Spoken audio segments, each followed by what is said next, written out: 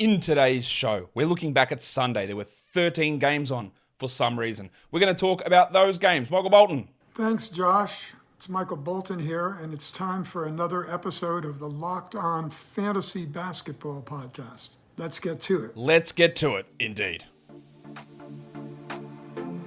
You are Locked On Fantasy Basketball, your daily fantasy basketball podcast, part of the Locked On Podcast Network.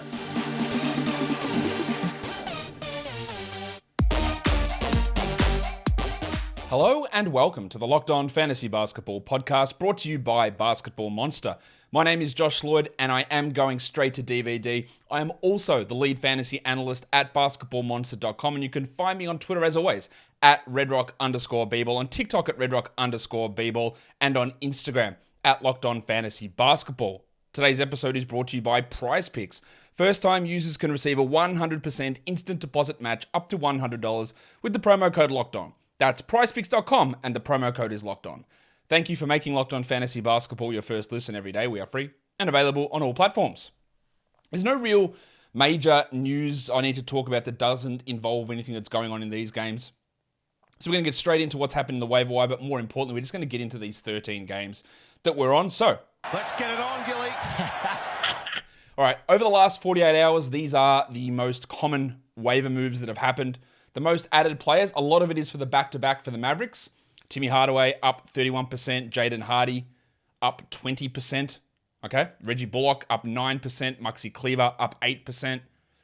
I think we look at basically most of what we do at this point of the year is schedule streaming. A reminder, there is no games tomorrow. Monday, 0 games, and then back to 13 on Tuesday. So your next real opportunity to stream someone is going to be on Wednesday.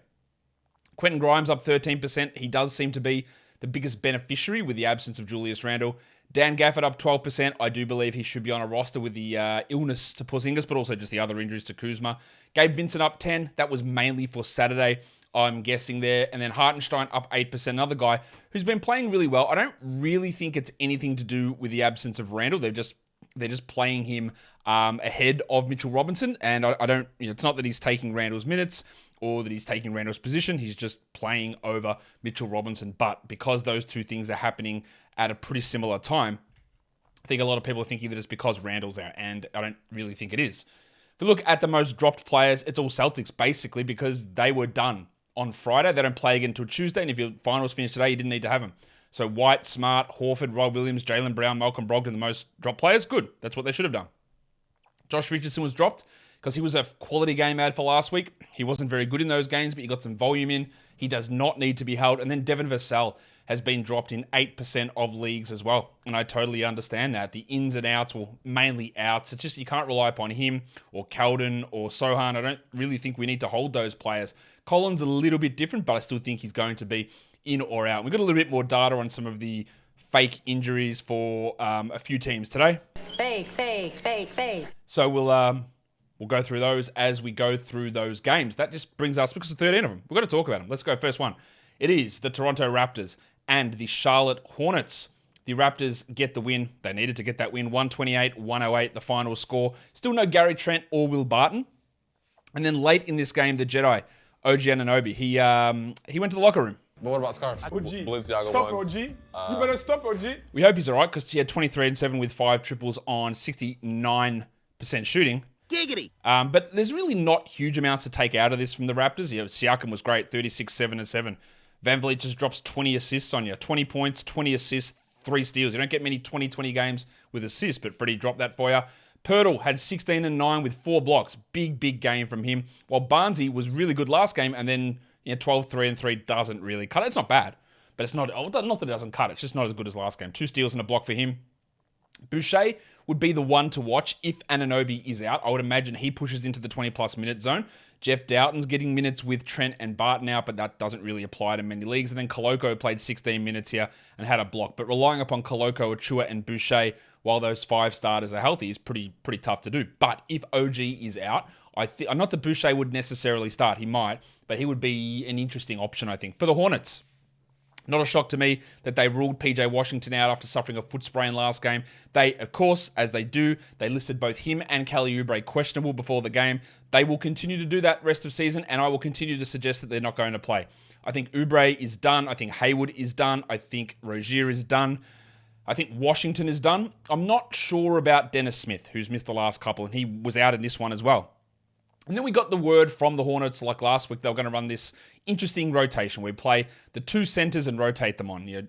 Mark Williams plays 2 and sits. Nick Richards plays 2 and sits. Kai Jones plays 2 and sits. But of course, Kai Jones has now played in 4 consecutive games, so I don't know what to make of that. We saw that Nick Richards was, in fact, out of this game, even though he played like 12 minutes last game. And Jones, in his 4th consecutive game, played 32 minutes. I thought that they might abandon the 2-center thing, considering their starting power forward was gone, and Kai Jones is probably needed there. But no, they just pumped 32 minutes into Kai Jones. He had 10 and 5 with a steal and 3 blocks, which honestly is a really, really good game. But I couldn't tell you if he's going to play backup center next game, backup power forward, no minutes at all. Is the next game one that Mark Williams sits and they go with Nick Richards starting, playing 30 minutes, and Jones getting all the backup 4 and 5 minutes? That's probably what they do, which honestly puts Jones in a position to have value. We also saw the Salt Flake Theo Maledon play 41 minutes, 8, and 14 assists with a block. Now, he shot 25%. He's a bad shooter. But as long as Dennis Smith is out, and we don't know if he is or not, Maledon's an option. I think Svi's a great option regardless. 26 points for Mykhailiuk, 5 triples, 5 assists, and 2 steals. That's a string of good games for him, and that's back-to-back good names for James Bouknight as well. 21 points in 25 minutes, 5 triples. I don't want to buy that he is a 64% shooter because he isn't, but he's getting more opportunities, and he's at least on the radar in deeper leagues. Let's wait and see if we get any information on Mark Williams, but he had 15 and 12 in his 27 minutes. But yeah, there is a chance that he doesn't play next game. And the guy that started for PJ Washington was the guy to hammers, JT Thor. We know each other. He's a friend from work. Didn't do much, 8 and 2 with no other numbers. He's probably a deeper league stream, but I do believe, and I don't know this, but I do believe that these guys, Oubre, Rozier, Washington, Hayward, are going to be out for the rest of the season. And that is going to give opportunities to guys like the God of Hammers to step in there and have some pretty solid games. Today's episode is brought to you by Prize Picks. Prize Picks is daily fantasy, and it's one that you're going to love trying because you don't have to worry about going up against thousands of people with spreadsheets and algorithms and programs. It's just you versus player projections. That's it. So you might see Kai Jones have a points number set at 9.5, and you go, I've got an inkling he's going to play backup 4 and 5. Let's go more than that. Or you might see JT Thor with a block number at 0.5, and you go, well, he's going to start. Let's go higher. And you get between 2 to 6 of those, and you can win up to 25 times your entry fee back. It's so easy. You can do it in under 60 seconds. You can do it in over 30 US states. You can do it throughout the majority of Canada as well. And it's not just the NBA. Do it for the NHL, Major League Baseball. You can probably sneak one in for the NCAA final championship game tomorrow. But there's European basketball, cricket, NASCAR, PGA, MMA, boxing, and of course, disc golf. So download the PrizePicks app or go to prizepicks.com to sign up and play daily fantasy sports. First-time users can receive a 100% instant deposit match up to $100 with the promo code LOCKEDON. If you deposit $100, PrizePicks will give you $100. If you deposit $50, PrizePicks will give you $50. Don't forget to enter the promo code LOCKEDON at sign up for an instant deposit match up to $100. Game 2. Wow. Yeah, that stinks for Minnesota. That stinks. How do you lose to the Portland Trailblazers? That'd be my question. Shout out to James Droz, of course. How do you lose to the Blazers? 107-105, Portland wins it. They've been losing by 50. They're sitting everybody. And you, as a team that thinks they're serious, loses. Wow, shocking. On the Blazers side of things, there is actionable stuff here. Obviously, we're rostering Shaedon Sharpe, 27, 6, and 6 in 35 minutes. We're rostering Drew Eubanks as well, 12 and 5, 2 steals and 3 blocks. We've got to consider rostering Skylar Mays, LSU legend, 13, 3, and 9. He started 2 games in a row, 30-plus minutes. Go for it. Interestingly, they are starting Trendon Watford, but they're not playing him. He did score 15 points, but he played only 19 minutes. 15, 3, and 2. And that's 2 games back from his ankle injury where he's played low minutes. Now, we know that Grant, Lillard, Nurkic, Simons aren't coming back. Keon Johnson's done. Justice Winslow's done. I also don't think that Cam Reddish is going to play with a back problem, and I'm not sure about Nasir Little with his ankle. So you do have quite a few minutes available here, but the guys getting it are like Kevin Knox, who had 19 and 4 with 3 steals. I don't think Knox is as much of an ad as Mays, Sharpe, or Eubanks, but he's getting some minutes. Deeper leagues will want to look at GOAT name legend Jonathan Williams Jr. And then Thibault, again, this guy can do nothing else apart from get steals. He got 3 of them, but 2 points and 4 rebounds. One of those players that it doesn't matter who is out, you're getting nothing extra, you're getting steals. That is it. Shaq Harrison also got steals, 3 of them with 6 assists. He is a 12-team stream option, if not like a deeper league type of ad guy, because he can put up big numbers even in reserve minutes, as we saw here. He played only 18 minutes and had 6 assists and 3 steals with 4 rebounds. It's a pretty bloody good line. This Wolves team was stinking, though. Karl Towns played 25 minutes. He did have foul trouble. He had 8 points, though, and took 3 shots. That's just unacceptable. He went also 5 of 8 from the line. 8, 9, and 3 is horrible. Gobert, 10 and 15. Neither Towns or Gobert registered a block or a steal. Maybe they really do need the Wizard of Naz Reid. With Reid out, Anderson's going to play big minutes. His layup at the end of this game was laughable. I don't know what he was doing, but 13, 8, and 7 with a block. He remains a 12-team guy. While Jaden McDaniels brought the defense, 2 steals and 4 blocks, but only 10 points. And Edwards, who'd been struggling a bit, took 30 shots on a 43 usage. 30 shots for him, 3 for Towns. Wow. 37, 5, and 6 for Goose.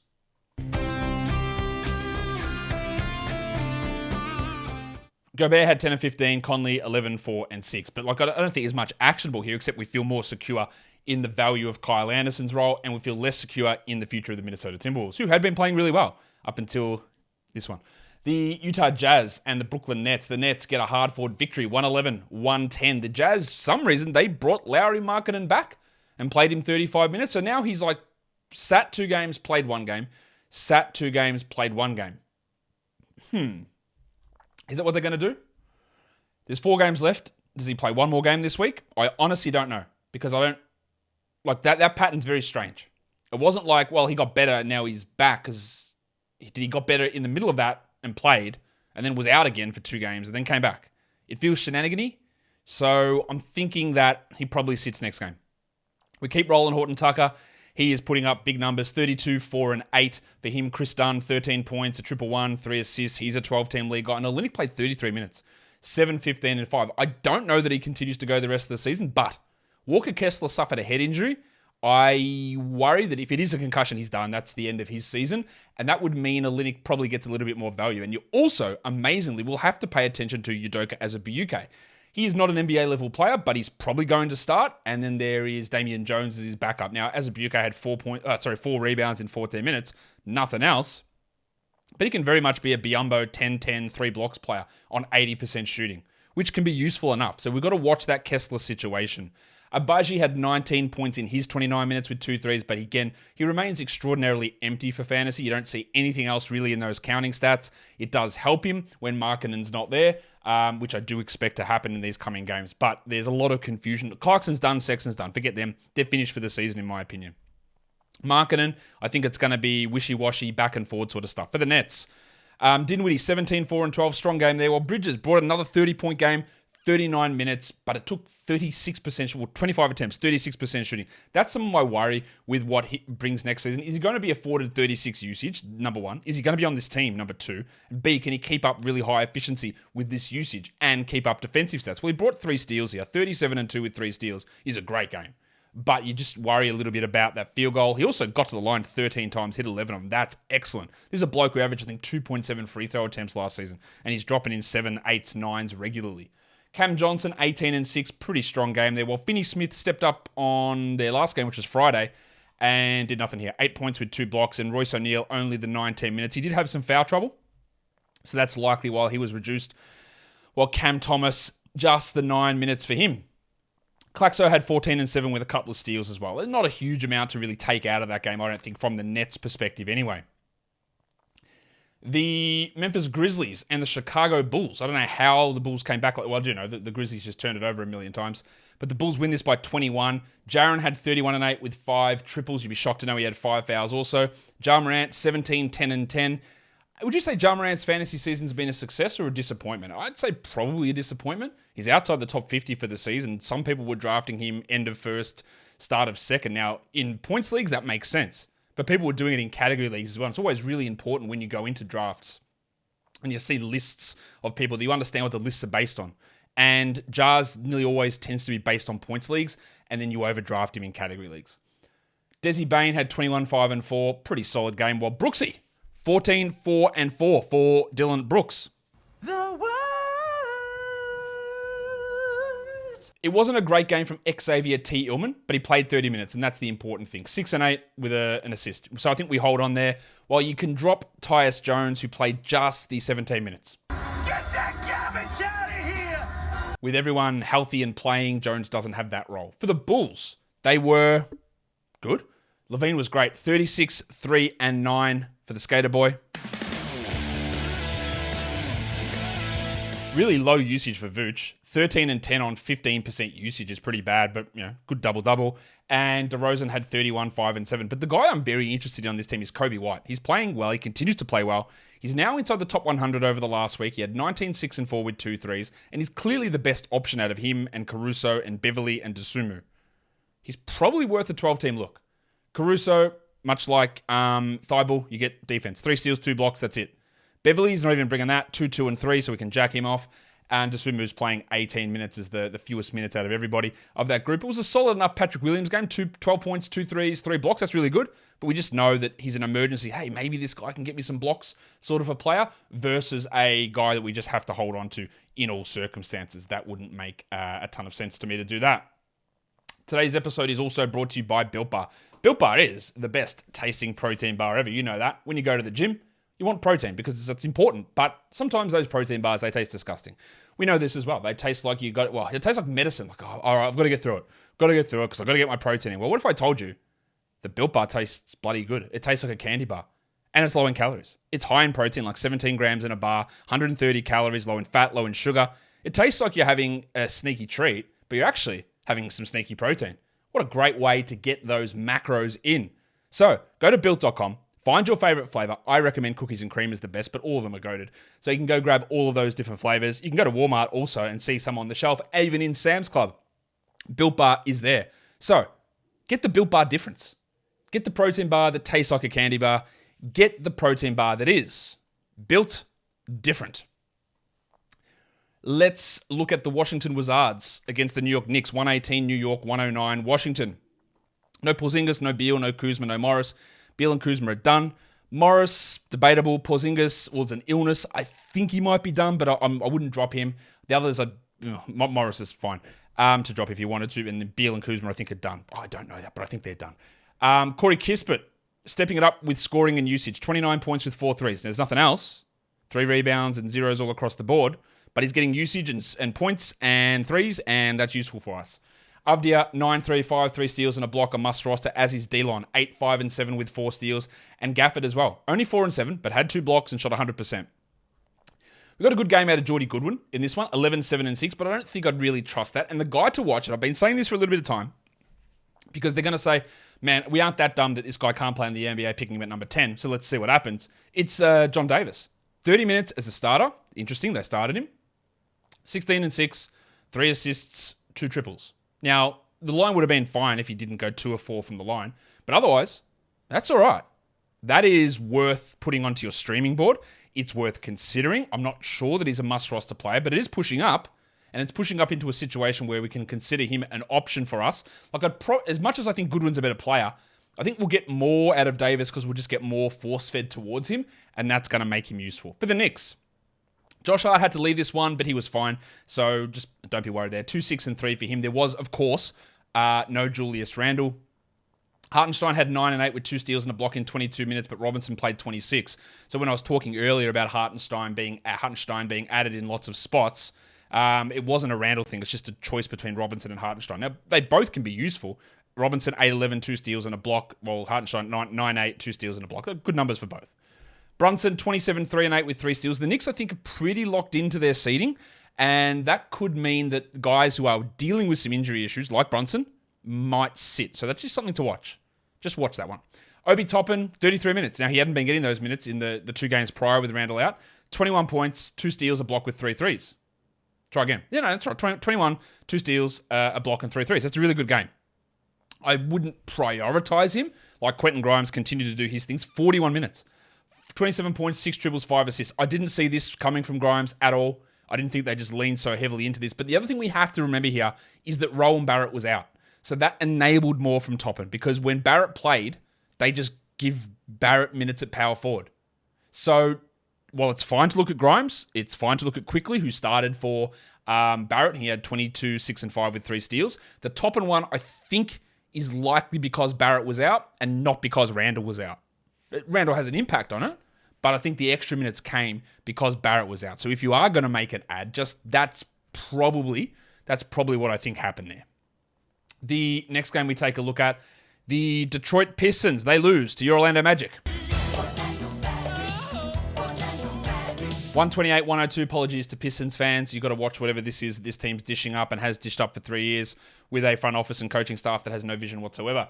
Killian Hayes, 20 points with 7 assists. I do think he's a 12-team league guy, while James Wiseman continues to start ahead of Jalen Durant. Marvin Bagley IV had 12 and 10 in his 23 minutes, while Durant had 7 and 7 in 22 minutes. The fact that they played 22 minutes each, while Bagley played only 9 due to an injury, is insane coaching.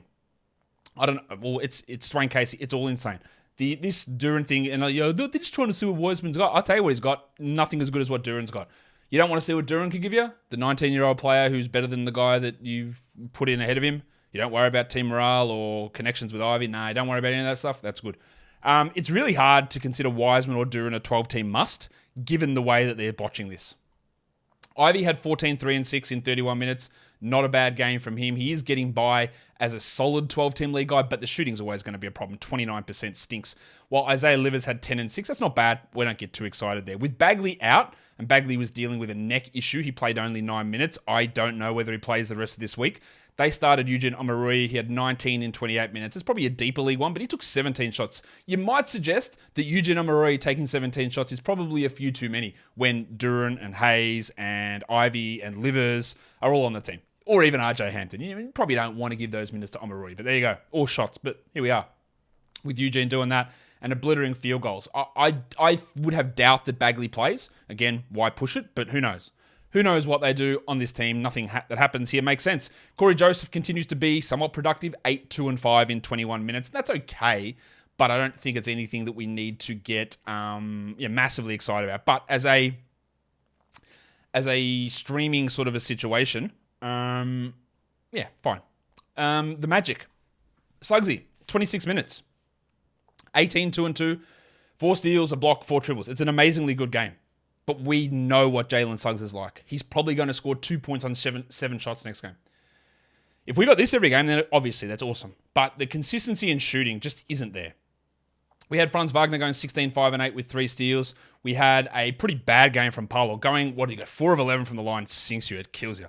14, 9 and 3 and 44 from the line. His efficiency's been a significant problem. I'm very interested to see where he goes in fantasy drafts next season. While Markel Fultz played 24 minutes, 11, 2 and 6 with 2 blocks, and Cole Anthony, another strong performance. He continues to be very, very good down the stretch of this season.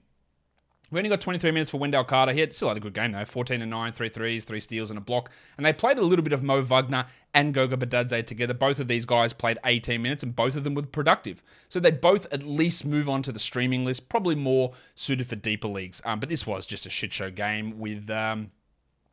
shit show game. Basically, that's all I can say. Speaking of how do you lose, the Spurs beat the Kings 142-134. No Keldon, no Vassell, no Sohan. I think we're going to have that be a problem all through the rest of this week. Trey Jones continues to play and play well. I didn't expect that. 17, 10, and 11. And then we just get remember I told you there's going to be a game where I've got to talk about Julian Champagny? Yeah, here we go. 28 minutes, 26 and 6 with 4 triples on 64% shooting. This team just shot the lights out. 53% from the field overall. That's just an amazing number. And what about...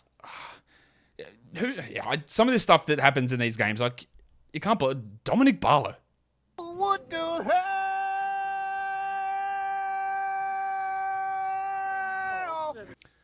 12, 10, and 5, 30 minutes, a steal and 2 blocks. So it wasn't Mamakilishvili. He was Barlow. Jesus Christ, another name to throw into the streaming mix. Doug McDermott didn't play last game at all, but had 30 points in 28 minutes here. Cool. Could have predicted that. Absolutely not. 16 and 6 for Zach Collins. He played only 23 minutes. Bates Diop continues to be solid, but not spectacular. 13 and 5, and Branham had 15, 2 and 5 in 31 minutes. Graham started, but played almost the fewest minutes on the team. And Langford played 8 minutes. Nothing makes any sense on this team prediction-wise. Jones feels somewhat reliable. Collins is marginally reliable. Bates Diop is reliably good enough for 14s. But that's it. Can't even rely upon Mamu getting 20 minutes now because Dom Barlow's jumping in and grabbing 12, 10, and 5 with 2 blocks. So trying to pick what's going to happen with the Spurs and trying to pick whether Keldon or Vassell or Sohan are going to play every night, impossible. I couldn't tell you if they're going to play. I would say they miss. I think Sohan's done. The other two probably play one game next week, but I don't know. For the Kings, just a bad game. Sabonis, 26, 8, and 6 with a 1-1. Bad from the line, great from the field. Keegan Murray, strong, 18 and 4 in 35 minutes. Well, they keep playing Alex Len. He's playing pretty well, 6 and 7 with 2 blocks. That's actually a good fantasy line. That's something you need to look at in deeper leagues because he is getting minutes at the moment over Chimezie Metu. Barnesy had 15 and 4 with 2 steals. In fact, I probably should do it correctly. The pencil Harrison Barnes. Barnesy.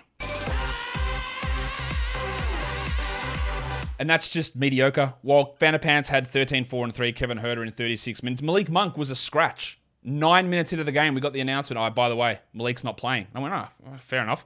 And then I looked to say, okay, he will not return. Bro, he didn't even enter the game.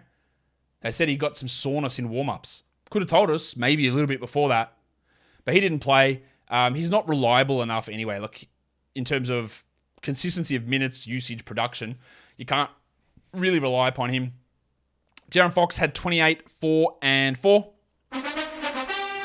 But a bit of a rough night in terms of no defense, no threes, and poor field goal percentage. While with Monk out, Terrence Davis had 15 in 17 minutes, but not really anything sort of reliable with him and his production whatsoever. The Mavericks, what a crazy game. The Hawks 132, the Mavericks 130. I got a new sound drop, so I'm going to keep doing it because JaVale McGee. What the hell?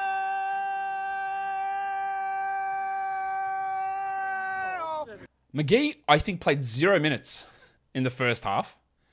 He played 23 minutes in the second half, including overtime. Had 11 and 6 and a chance to win the game with free throws at the end of regulation. Of course, he missed one of them. They went to overtime and lost. And the Mavericks continue to suck. Their front office is bad. Their coach is bad. And their team, well, I'll say their team construction is bad. That's their front office. When you're hiring the marketing manager from Nike to be your general manager, maybe we could have seen it coming. Kyrie played 44 minutes, 41, 5 and 4, 2 steals and a block. Luka, 22, 7 and 7. Pretty poor game from Luka standards, to be honest. 44 minutes. This team is bad. And they're going to miss the playoffs. And I don't know they're going to miss the play-in. And I don't know what's going to happen. Tim Hardaway. We talk ad nauseum about Tim Hardaway. Man, he was killing it. But get ready for the shit one. 6 points in 18 minutes on 17% with 1 rebound and nothing else. This is the problem with Tim Hardaway. It's all well and good to stream when it's running hot. And then this nonsense happens. We only got, only the 18 minutes there. And then out of nowhere, 30 minutes from Christian Wood. Cool. I think he hadn't even got to 30 in the last 2 games combined. Yeah, 12 minutes in each of them. 18 and 11 with 2 threes. Okay. And then we got 40 minutes from Josh Green, who had 1 point last game. 13, 5, and 4. Jason Kidd is throwing shit at the wall. To him, that probably looks like a mirror. But,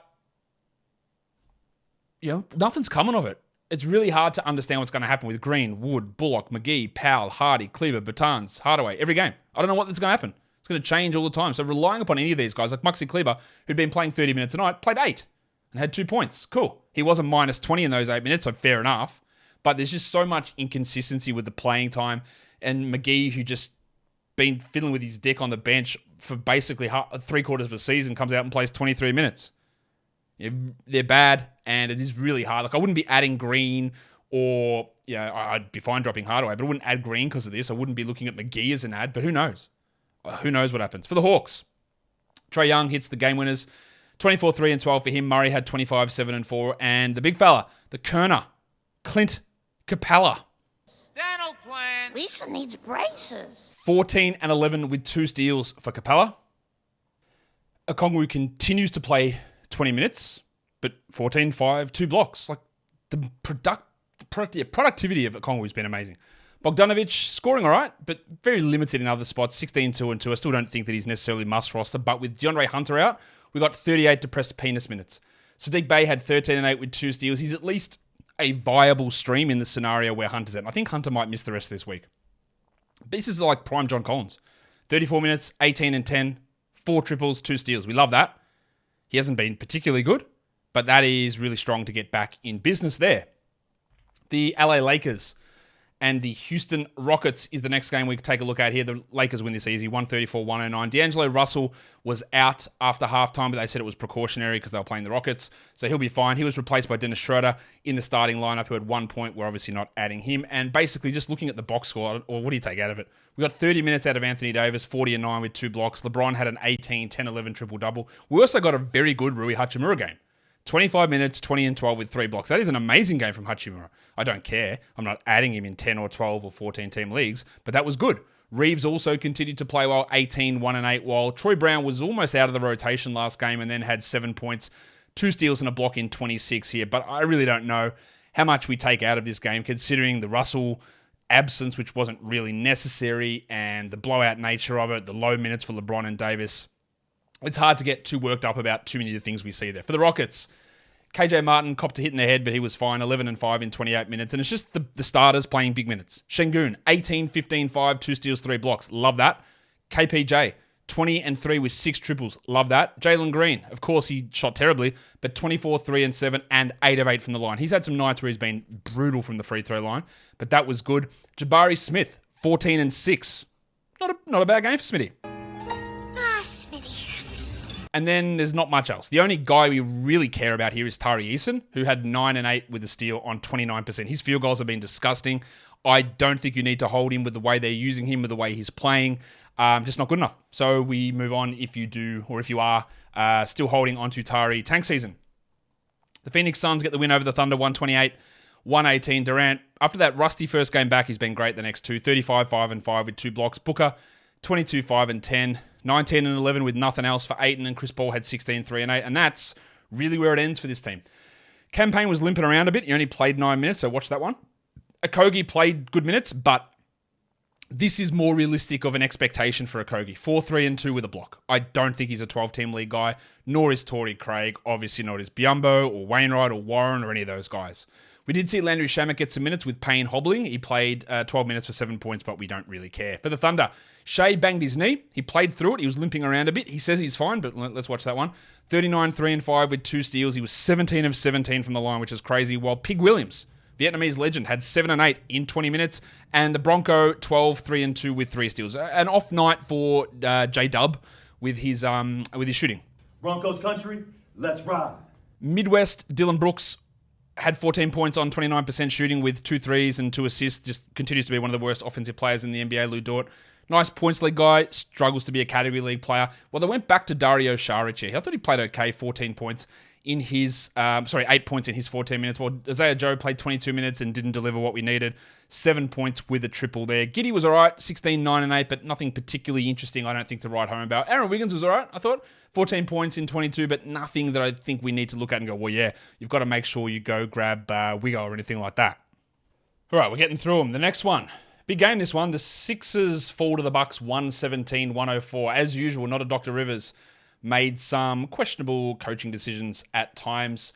Let's talk about the good, though. Tyrese Maxey, 29 points, 6 triples, continuing to shoot really, really well at the moment. He was 86% on his threes. Jesus Christ. While Embiid had 28, 9, and 5, but played only 32 minutes. Doc did pull the starters a little bit early here. Jimmy Harden, I thought, was pretty poor. 11, 2, and 6, while Toby Harris returned and didn't do much. 6, 3, and 3 with 2 blocks. Harris has fallen off after a hot start to the season. Not as much as I expected, but he has fallen off.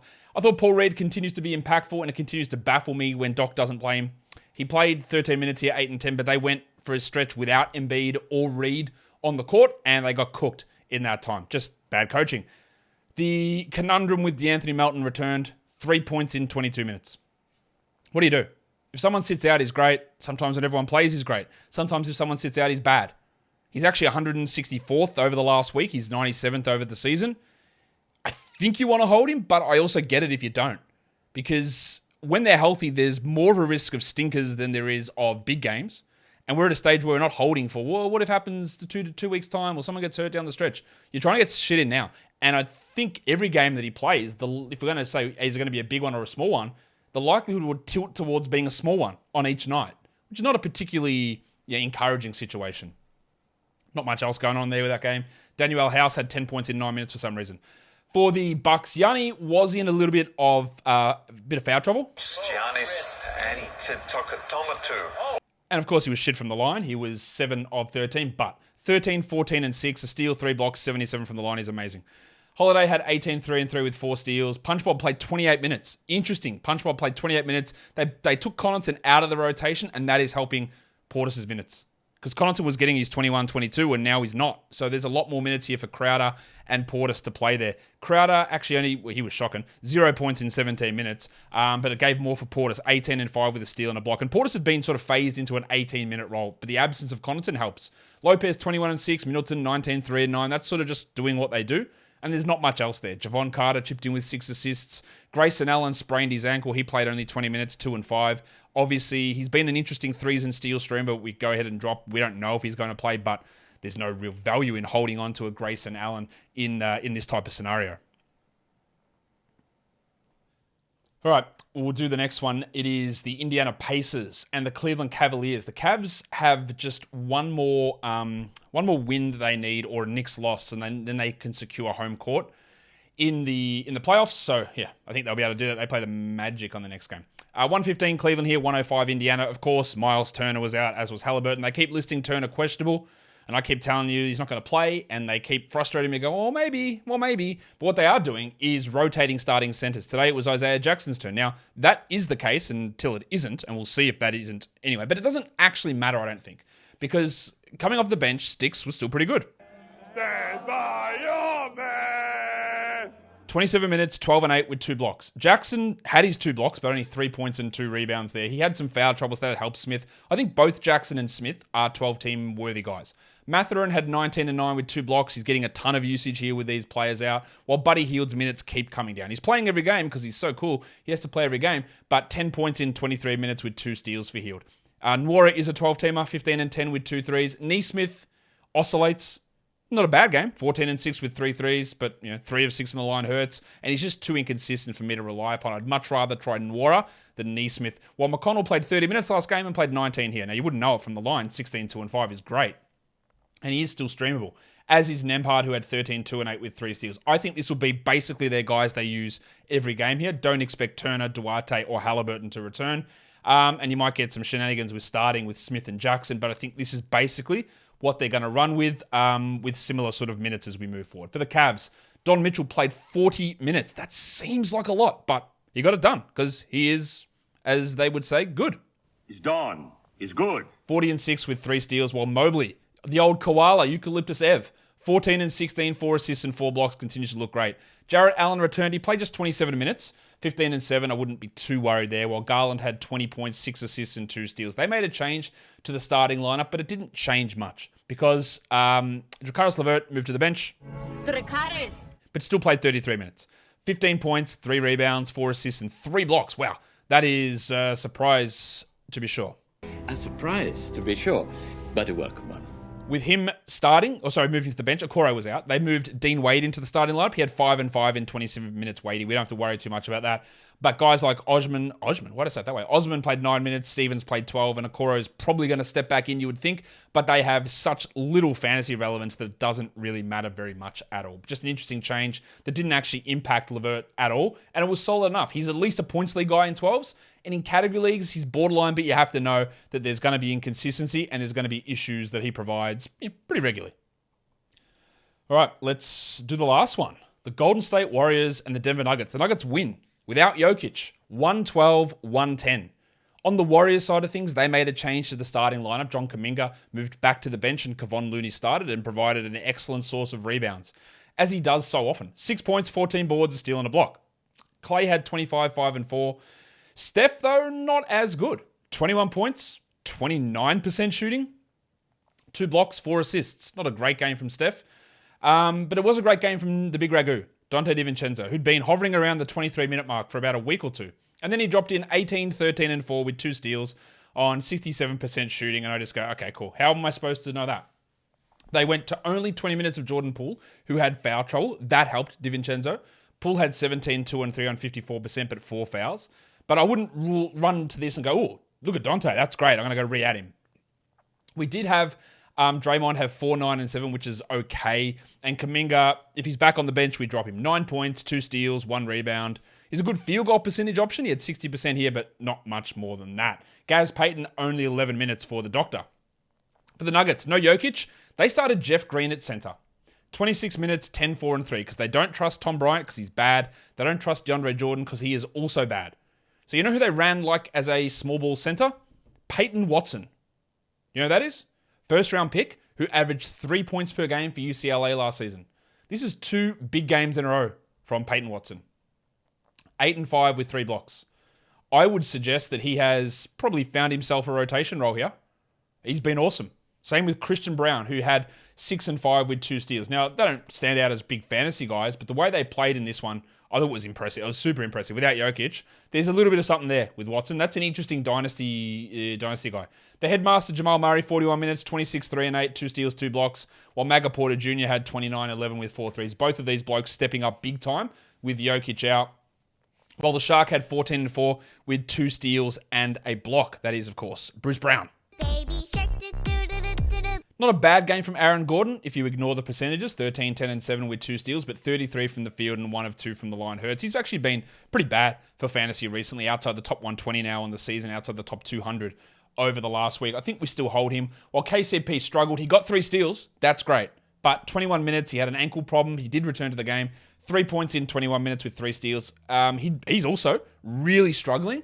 If you are still looking for points, also for threes and steals, he's going to be an option. But yeah, we've had a really poor run from KCP. And with the way that Christian Brown is playing, or even Peyton Watson, who's more of a big though, there is an impact on KCP's upside. I think he's still okay as a hold, but I wouldn't, him and Aaron Gordon, or even Bruce Brown, if the schedule doesn't make sense for him, and they're sitting on your bench, they're not going, well, I must absolutely hold on to this guy.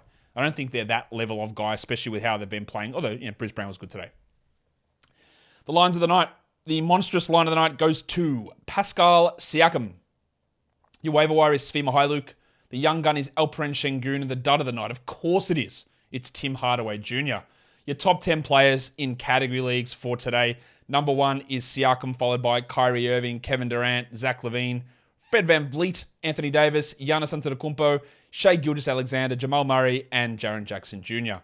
Top 10 players rostered in under 50% of leagues. Number 1 was Svi Mykhailiuk. I think that's an ad.